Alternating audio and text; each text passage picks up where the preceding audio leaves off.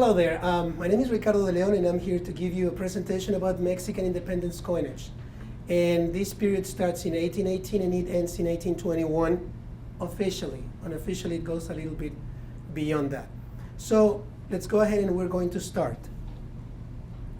My presentation is called is Mexico's War of Independence. And this is part of a series that I've been giving in Colorado Springs. This is chapter number 5, and I compiled it with chapter number 6, and it's called A Cracked Torch.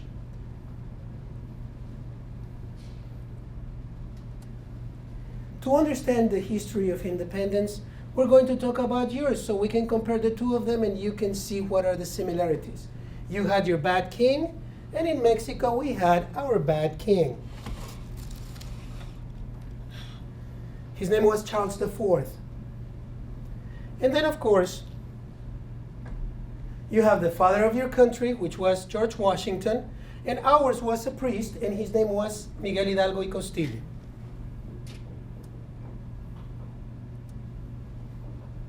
You have your Liberty Bell. And guess what? In Mexico, we also have our Liberty Bell, which comes from certain dubious origin, but still, we have our Liberty Bell again, and ours is not cracked. Then you have great thinkers. We did too. And if you look closely, ours looks cool with that bandana on his head. He didn't do that because of fashion. He did that because he suffered migraines. His name was Morelos. We're going to talk about this fellow in a minute. You have your Declaration of Independence. Please open the door because there's two people that I think, come on in. Please come on in. You have your Declaration of Independence. Guess what?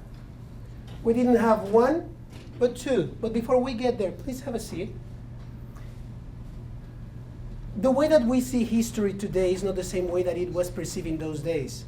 When in the Declarations of Independence, you said, all men were created equal. I can assure you that we're not thinking about this little Korean woman living in one side of the town, or this Mexican speaking to you today, or the black people living in those days. They were talking about that all-white male. And it's amazing how the words can be twisted or reinterpreted, with time. And that's how we give these talks, because in Mexico, things happen also in the official history. And we had two Declarations of Independence. One happened in 1821, the other one happened before in 1813. And this is very important for me to tell you.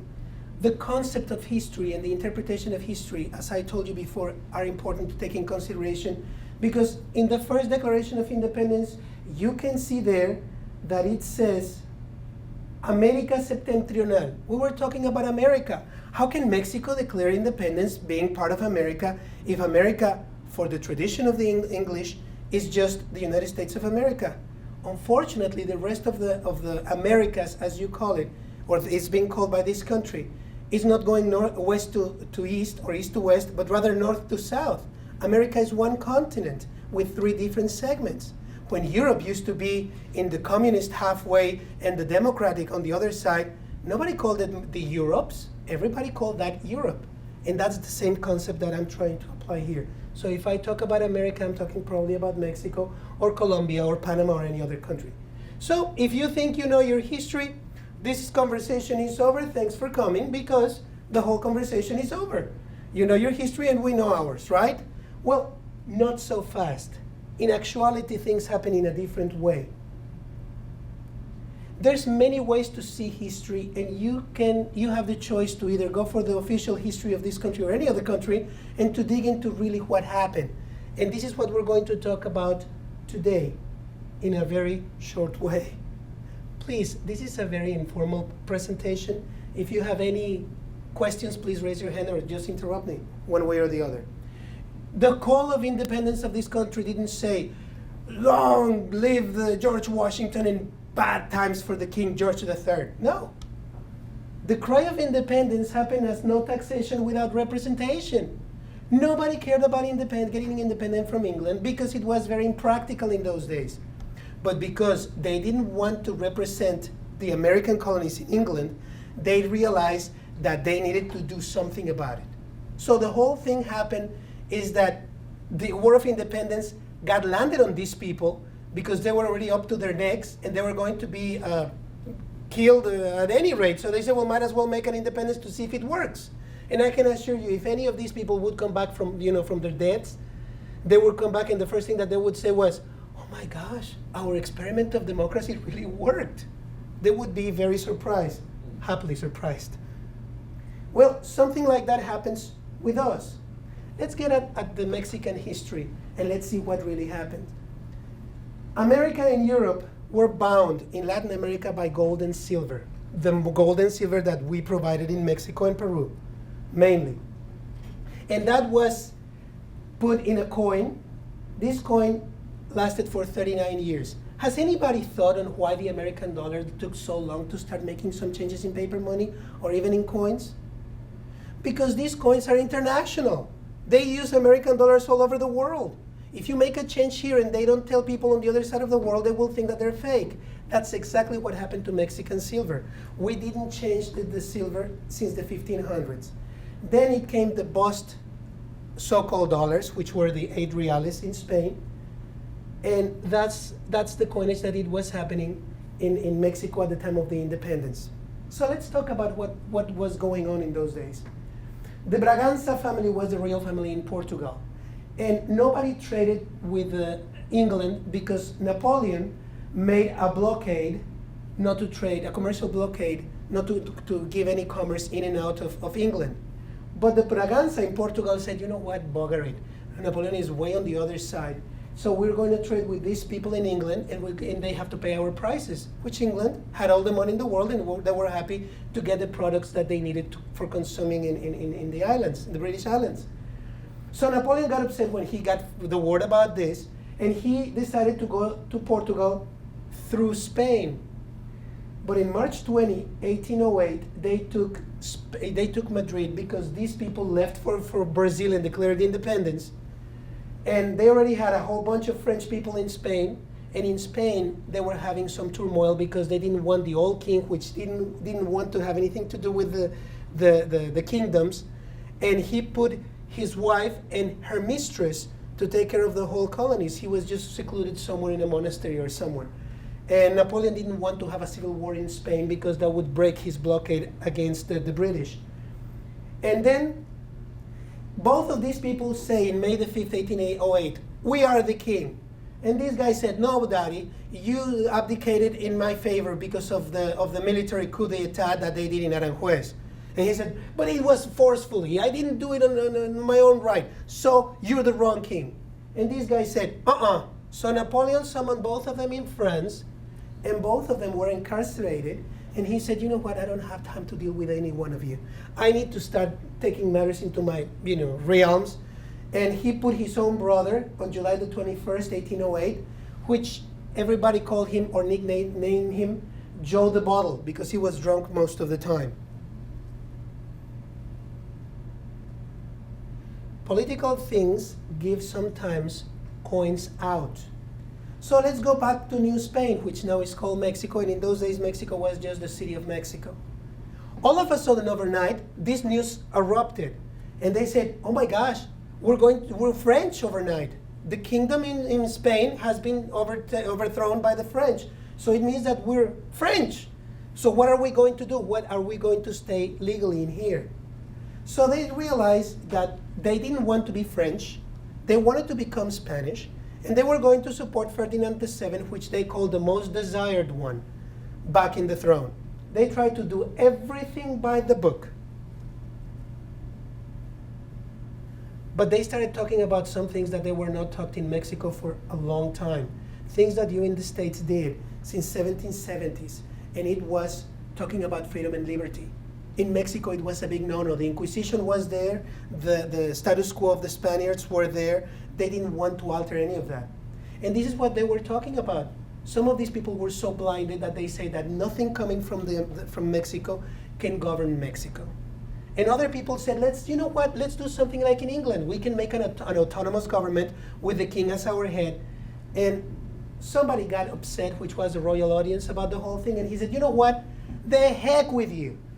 Bugger it. I'm going to take care of the whole thing myself. Gabriel de Yermo was a Spaniard. He was a big, rich merchant.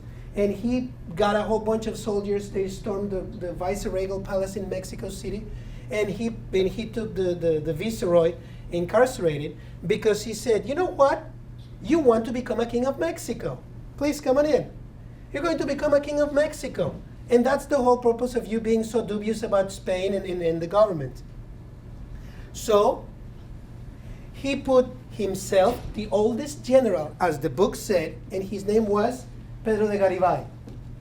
And he became viceroy by the act of a coup d'etat made by a merchant, a Spanish merchant in Mexico City.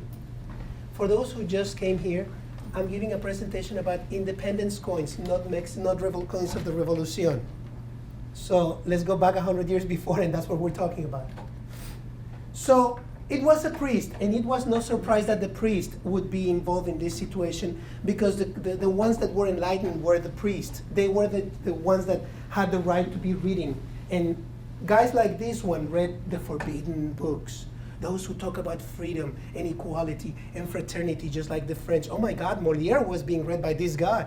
And this fellow happened to be the father of our independence. I'm not going to talk too much about that, because this is not a history class, but rather a numismatist class. So the rout of the silver was interrupted. Why? Because some people saw all this turmoil. In Mexico, there's a saying that goes, when the river is all revolted, is the gain of the fishermen, because all the fish are there, just confused. Some of the thieves in Mexico started assaulting, the coming of the silver from other mines to Mexico City, because for 300 years, we didn't have anything but one mint in Mexico, and it was the Mexican City Mint. Every single silver that came all over the realms of Mexico or New Spain came to that one mint. But because of the disturbances of this coming in on the silver, it was one fellow that declared that we could start different mints, new mints in Mexico. In October the 8th, 1810, the now sent Viceroy of New Spain, Francisco Javier Venegas, said, you know what? We're going to open emergency mints at the place of the biggest mining places.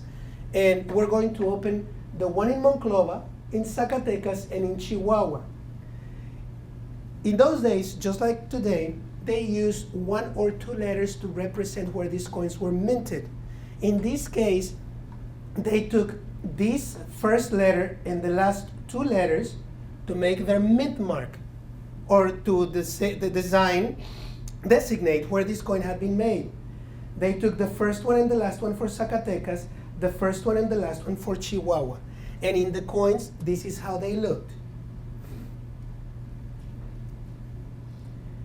And we're going to talk now about the coins.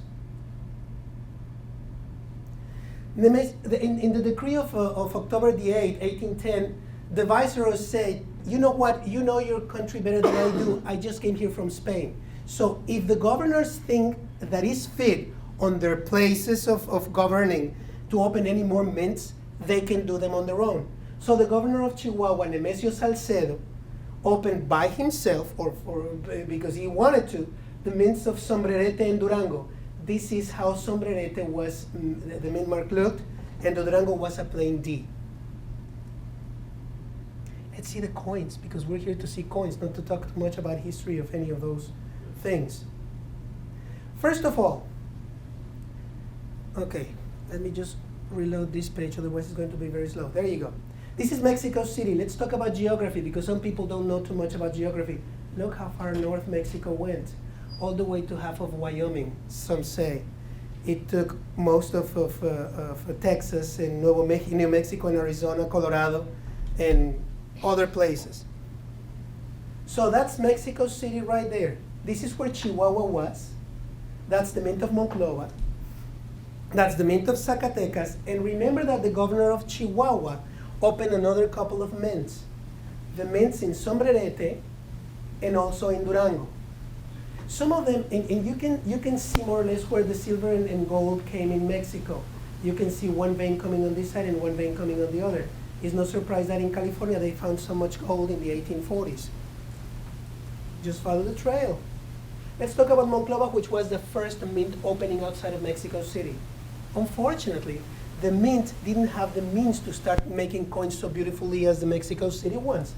So in Monclova, they mainly established a smelting place, and they just smelted coins. They just poured gold and silver, well, in this case, just silver, unrefined silver. It contains very little bit of gold. And they used, somebody's coin, they put him in a cast of sand, and then they put some glue to make something out of that, and then they make iron molds out of it. And that's the way they look. And because they look so ugly, they said, you know what, this looks fake. We don't like these coins. How can you tell me which one are the ones that are fake and underweight, and which ones are the ones that are good? And they said, well, I'm going to put a countermark on the coins saying which ones were right and which ones were not. This is the usual thing that you see out of Monclova. Needless to say, this coin is extremely difficult to locate, and whenever you find it, it's very, very expensive. For Mexican standards. But if you want to see a great example of this mint, you can see this coin. This probably was the first one, and it was shown to the governor to see how nicely it was made, because there's no way that you can find anything like this. And please be careful. This is also something that you usually see. The design is usually mainly gone because it was poured into a casting mold, and mainly what you can see is the counter mark in the middle. Be very careful if you ever acquire any of these coins, or if you are interested in these coins, because there's lots of fakes. You can see that this crack looks fake. The molds don't crack. And even if it would have cracked after the coin was circulated, the crack doesn't look that nice, that polished and nice. And if you see the back, you can see the crack. This could be probably somewhat right, but this is too, neatly detailed to be a real crack. And in the back, you can see that they took a Mexico coin. This is important because we're going to talk about other coins in a minute. They took the MO for a Mexican coin, MO Mexico. And they didn't do anything to the original design, as they did in other mints that we're going to talk about in a minute.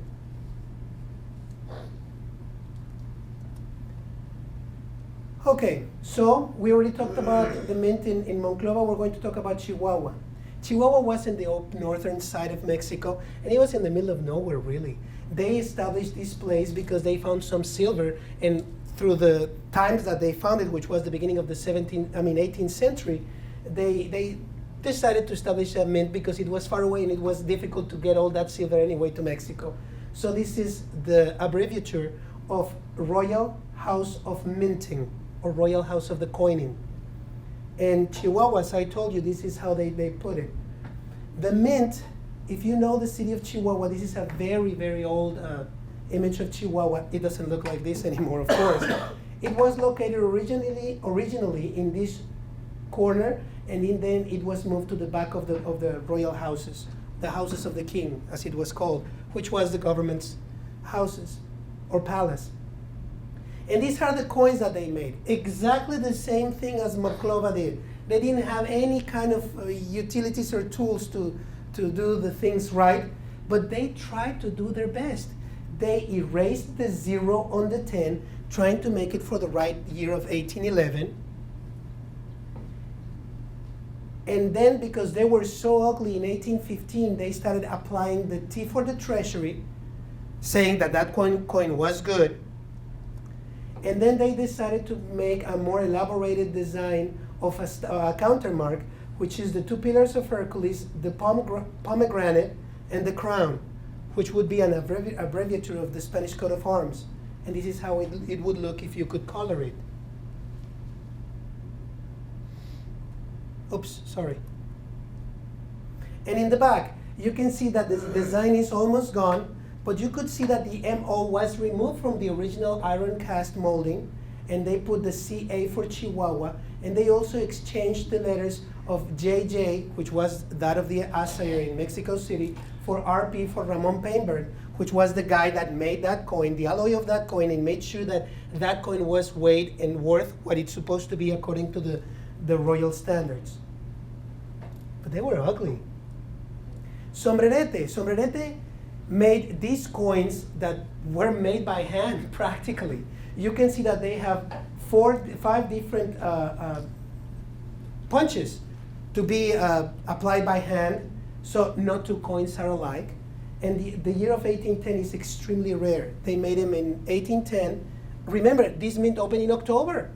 So it was November and December, and then January, February, and March.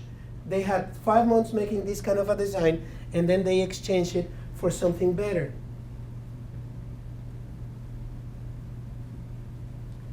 They opened the mint in Zacatecas. Zacatecas to the Z and the S of their name to make the mint mark of the coins. And that was in the central side of Mexico. That has been one of the best mines in Mexico producing silver. It has produced silver since 1548 until today. So when somebody says, poor Mexico, I said, no, Mexico is richer than you think. People that are mismanaging Mexico are the ones that should be poor, but for their behavior. So they made this ugly coin. And they made this ugly coin because they didn't have the dice or the royal boss to put in the coins or any of them. And they decided to put the heel on which the silver was coming from, which is the cricket seal, el Cerro del Grillo. And then they put this legend, Moneda Provisional de Zacatecas, provisional coinage, Zacatecas. And for us numismatists, these crude things are really good. We call this the LDO series, and this is the slogan of the state, Labor Vincit Omnia, which in Latin means all labor succeeds. And we call this series the LDO series. In the beginning, they didn't know how to make the royal coat of arms. And they went to the governor several times, and he said, you know what? I don't know how to make this nice castle. I can just do this. And guess what? I put it in the wrong place. Who cares? Just draw something. And then he went back and he said, my God, you want me to draw a lion? Are you nuts? And he said, look, don't bug me. Just do the best that you can. So he put the pomegranates that's supposed to have been in this side of the shield, and he substituted the 2 lions for the 2 pomegranates. And then, because he couldn't put the 3 fleur-de-lis, he just put a cross. And because he already have used this design to put it in here, he just put a maguey, a cactus plant in the middle, because they were in the middle of the desert. So this is the closest that they could put. And needless to say, this crown is not very nicely represented on the left. But all of these changed once the insurgency came into town, and they had a better person to make finer dyes. And you can see that now the Cerro del Grillo, the cricket seal, looks really like a cricket seal with a cross on top. Everywhere you're going to find crosses in Mexican coinage, because everything goes to the most Roman Catholic Church. Oh, and you can tell that the designs were corrected by the same year of 1811. In the catalogs, you're going to say that all of them made a mistake. Because if you start reading this coin, it doesn't flow. And it says 1181. It's not an error. The person said you can read the coin like this, but if you put the year flowing by the reading on this side, it's going to be reading upside down. So I'm going to put it for the people to read it in the right way.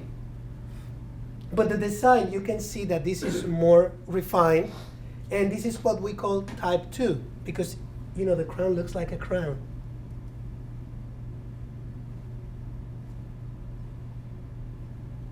So look at the coins that we have so far. We have the Monclova, the Sombrerete, and the Zacatecas. We have the ones in Chihuahua. Guess who made this one?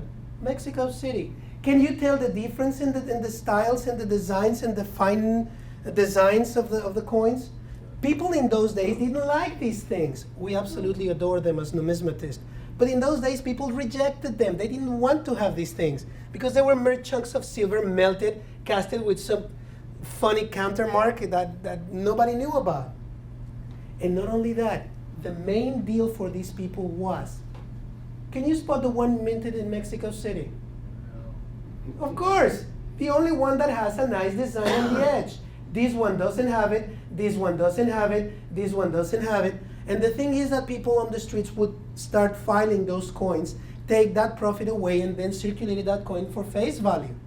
Remember, as numismatists, we see these as coins, beautifully and valuable. But at some point, these coins were circulating in the main streets. That's the one in Mexico City. So look at all the different designs. People were not used to this. People were not used to this. And then it comes this fellow, the one that I told you that suffered from migraines. My God, this was, for me, this is the real father of our independence, but I'm not going to go into that. This fellow started writing, you know what? We need money. Hey, it sounded like the Continental Army of the United States in 1777, 1778, 1779, and the rest of the years. Well, guess what? Wars are not privilege of those who win them, but also from everybody else. So this fellow said, you know what? I need money. And I'm in a vast place on which I can get copper. And he said, you know, copper is the color of our skin. Silver is the skin of their color. So I'm going to do this. To me, he made the first paper money in copper, but it's a promissory note. You know, I'm going to coin this coin, but this is just a token. Once we win, you can redeem this copper token in the Royal Treasury, which is going to be the Mexican Treasury, and I'm going to give you silver, good silver for that. And he made the first coin with his design. But what are we going to put in the coin? Somebody said, you know what? You need to put your name in them. You need to put your name in them because your name is the ones that are making these coins circulating. So he said, okay, I'm going to abbreviate my name. MOS for Morelos. And you can see the M, the O, and the S overlapping right there. And then he put the value of the coin. He said, this coin is going to be 8 reales, 1811. What else am I going to put in the plain fields? And somebody said, I'm going to put grapes. Why grapes? Because they were forbidden in Mexico. They were forbidden to be grown in Mexico because Spain didn't want to compete with Mexican wine or Chilean wine or Peruvian wine, any kind of wine. The only one that can be produced was in Spain, and it had to be exported to everybody in Latin America. So he put grapes in his designs.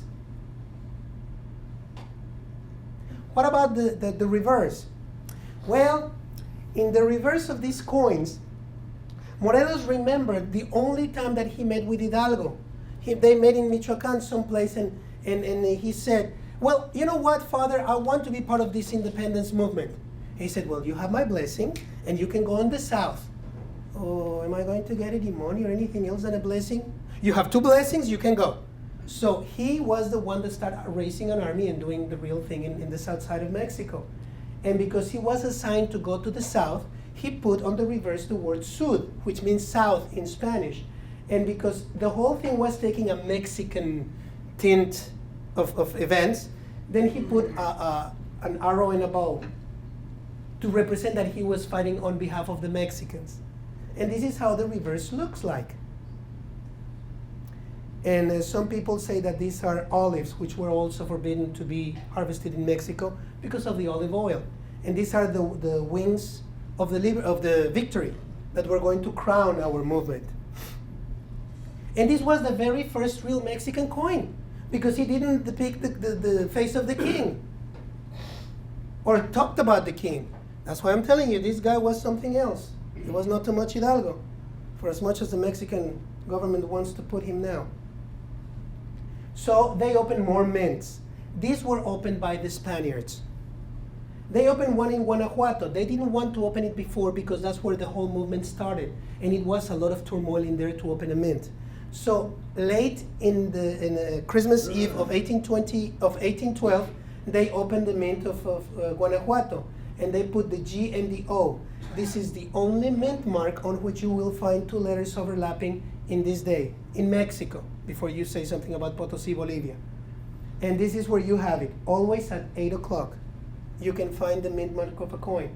And the JJ come from the person that melted the coin and made sure that the designs were good. But look, the overall look looks very nicely. But this happened in 1812 and on. And this is where Guanajuato is. But they opened also one in Guadalajara, right there, also in 1812. You can see that the movement from the Spanish side of view was growing, and the Mexican was kind of debilitating. So in Guadalajara, they open a mint, and they put the GA for the mint mark, always at 8 o'clock. And the MR are the initials of the guy that made this coin. You can see the design is very nicely compared to the others in Chihuahua and other places.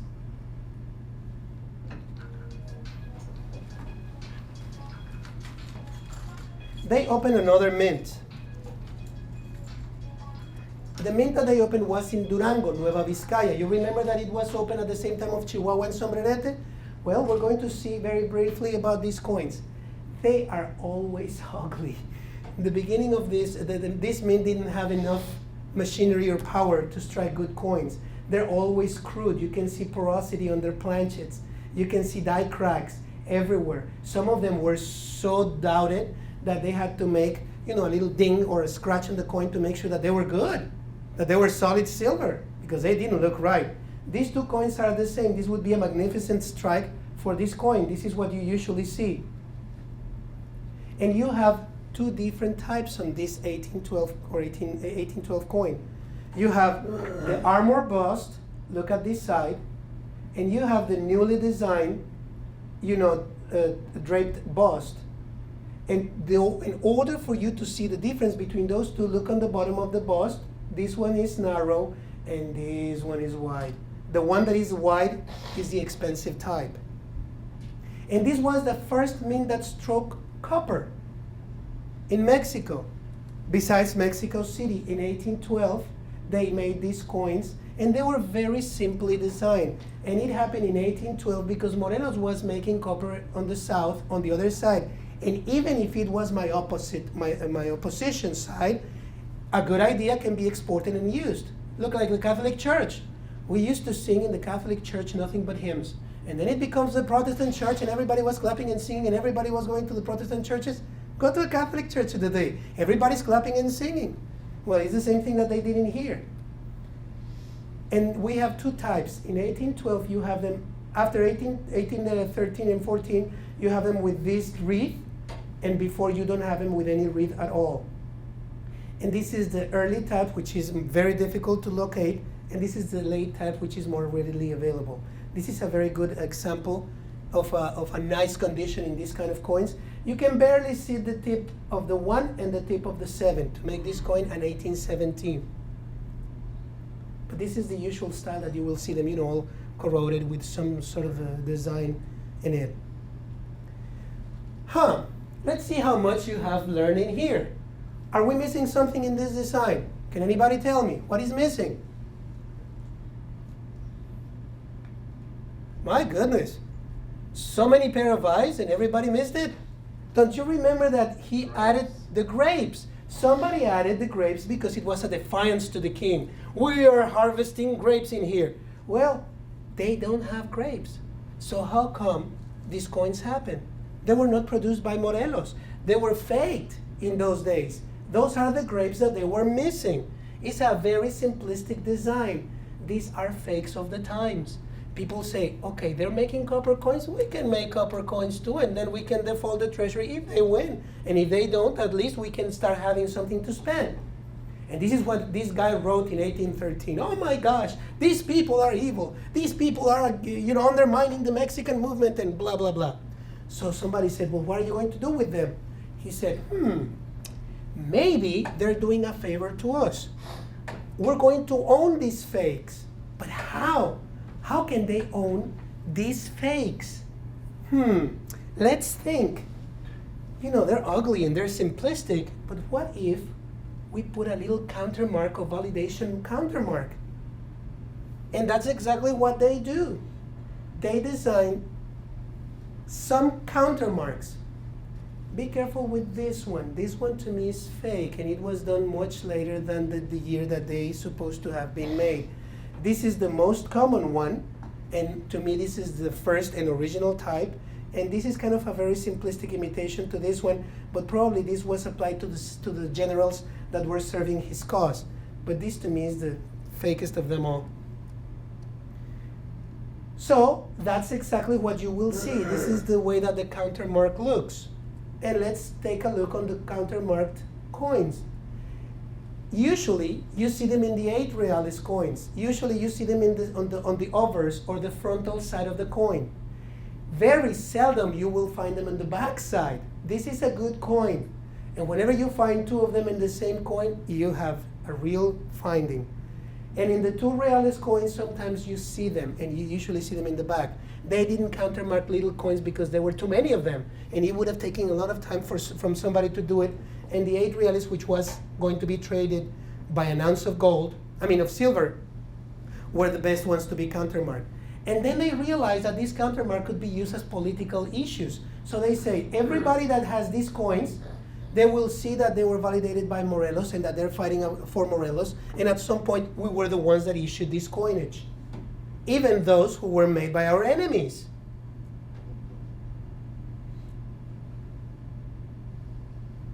And of course, this idea was liked by not just them, but other people. My goodness. There you go. So you can see the ones that have the countermark of Norte, and they also have the LVS, which some of them are called the Villa de Sombrerete, LCM, Las Cajas de Mexico, the Royal Treasury of Mexico, or the Commandancy of Military Commandancy, José María Chico de Linares, who was the treasurer in Guadalajara in 1810. The paperwork is lost. We have to make many assumptions and guesses. And of course, you find these little things, tokens, that were produced by some of the local villages or something, and they were traded. My friend Jim Bevel this morning, if you had the chance to see his presentation on his book about Texas, you will see that he talks highly about the Texas tokens and coins made in San Antonio, and he will bring a trail of paperwork, and he will tell you that those coins are worth $50,000 if you find one. Well, guess what? In Mexico, we've been making them for a long time, and for us are kind of worthless. If Texas would have been part of Mexico, nobody would have cared for these coins. 2 events enlightened the coming back of the king in 1814. 1, to prosecute all of those who spoke about liberty and had a constitution or something like that. And the other one, you will see how much this guy was enlightened. He restored the Inquisition. This guy was nuts to do something like that in the 1820s when nobody cared for the Inquisition or the Catholic Church for that means. So let's take a look on something else. Chihuahua was the only mint in the whole continent of America that I know of that minted coins without minting coins but minting coins. How can that happen? Well, in 1811, they made these many coins. They just made 8 reales or ounces of silver. In 1812, they reported to have these many more. In 1813, they made these many more. All of them look like this, ugly and casted. So it's about 2 million pesos. Let's round it. 2 million pieces because this was 8 reales or 1 peso. So they made 2 million pieces. In 1815, something happened. They didn't have the chance to get any more silver out of the mines for whatever reason it was. My guess is that they didn't have enough mercury to do the amalgamation process to get the silver out of the ores. And because they didn't have any mercury, they couldn't go, and even if they got all that silver, they couldn't get it out of the rocks. So they realized that they had one kind of bust, which was the armored bust, which nobody cared for after 1815, and they have this draped bust. So they said, we're going to make a die, and we're going to make coins. Somebody said, but with what, sir? We cannot get any more silver. People are getting kind of anxious about our old ugly coins, right? Right? Why don't we kill 2 birds with 1 stone? We're going to countermark these coins with the design of the new ones over the old ones. And they're going to look better. Not really. They looked ugly. You can see the 2 designs. You can see these being obliterated by the second strike. In some of these coins, if you're lucky enough, you can find the 2 dates overlapping, or even in one side or on the other, as I have seen 1815. So Chihuahua was reporting that it was making coins, which in reality was using the old coins and then putting them in circulation as new coins. And to make things worse, Durango was the one that was making these coins for them. This is a Durango coin, which was made over a planchet of Chihuahua. You can barely see the T, you can barely see the pomegranate, and you can barely see the design of this thing in there. So everybody was taking good chance of countermarking or making coins again. And you can see the designs are exactly the same on the second designs. But this says Chihuahua and this says Durango. The general assumption is that the Durango guys made the dies for the Chihuahua mint. Even though Chihuahua was open first, they had the means to get better tools to make the dies. And of course, at the end of the independence, you can find coins like this that in those days were absolutely rejected, and for us are absolutely jewels. Coins with 10,000 countermarks different one from the other.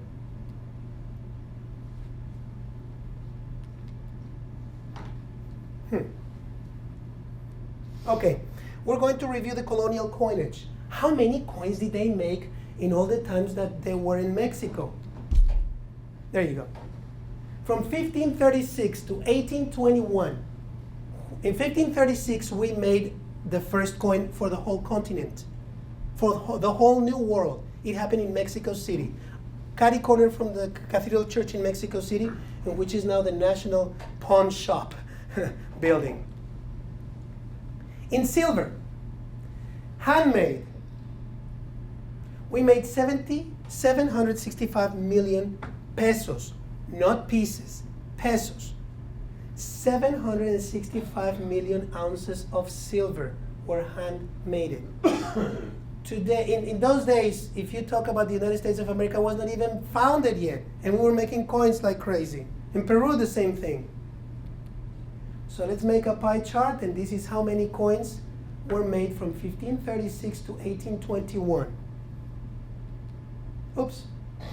And this includes, of course, all the ugly ones made in the little emergency mints. Most of them remained open after the independence period.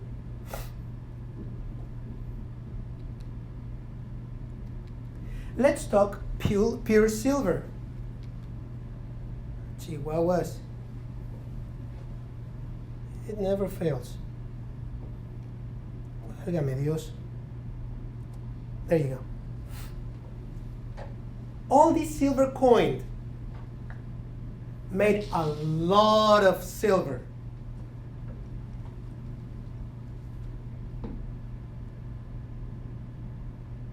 They duplicated the silver amount in the world by the early 1600s.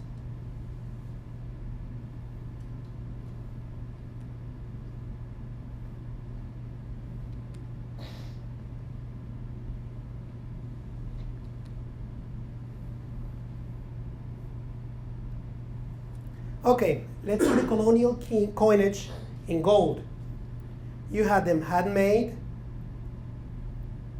We know that we didn't strike gold right away. Any idea why we didn't coin any gold coins right away? We had the gold mines. We made the gold bars to be sent to Spain. If you go downstairs, some person is selling the gold bars at some point that are found in these places. Because gold was very expensive, and the king and the queen wanted to make sure that it was minted in Spain so they can take care of their royal fief, which was their taxes. And this is how the pie chart would look in the gold. Note that the bust type is crossing these two places because this is the early type, 1732 to 1771, and this is the large or later bust that was applied to also the silver coins after 1772. All of these pesos in gold made these many ounces, which means nothing but a whole bunch of gold.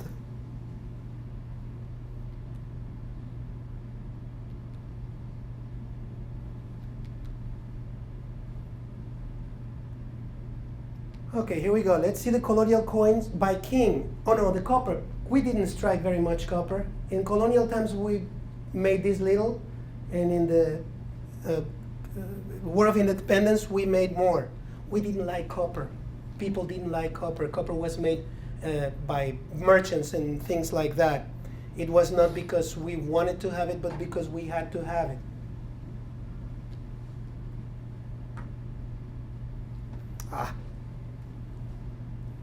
There you go. Let's see the mintage of silver by kings.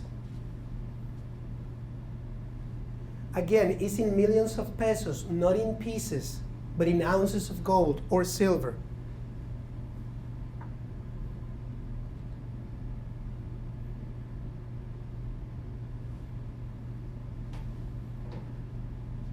So whenever you get a coin, make sure that you know the original mintage in some of them, or the estimated mintage.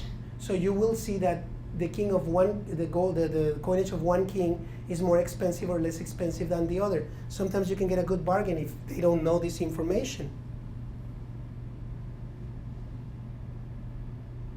And believe it or not, on this one that is the less amount coined, is the most available of it, because it's the last one.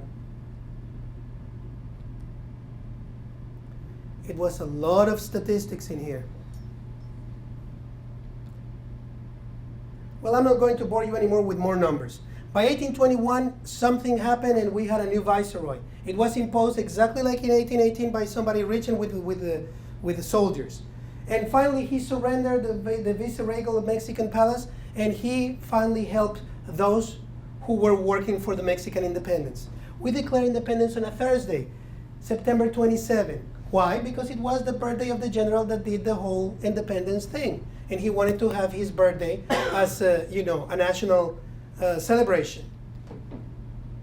And this is how Mexico looked. It was the third largest country in the face of the earth, just surpassed by by Russia first and China next. We extended all the way to Central America down to Colombia. And this didn't happen because we asked them. They freely joined Mexico for 2 years. Coins from Central America bearing the Mexican coat of arms are exceedingly expensive and rare. By 1822, it was a fellow on the name of Carlos Maria de Bustamante, which happened to be one of the generals fighting. And he wrote something for the Mexican Congress, something that was very funny and very true. There you go.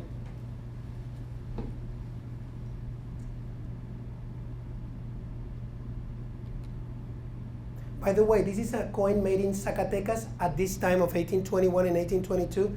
It's beautiful.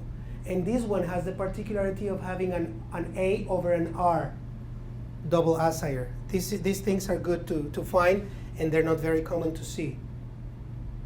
Why was it going to be so expensive, their judgment in their generation?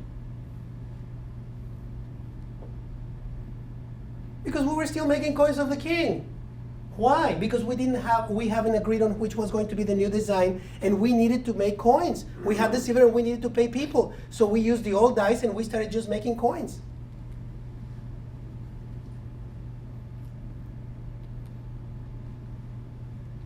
And this, of course, brings us to chapter 7, a new identity. But that is going to be a talk for another time.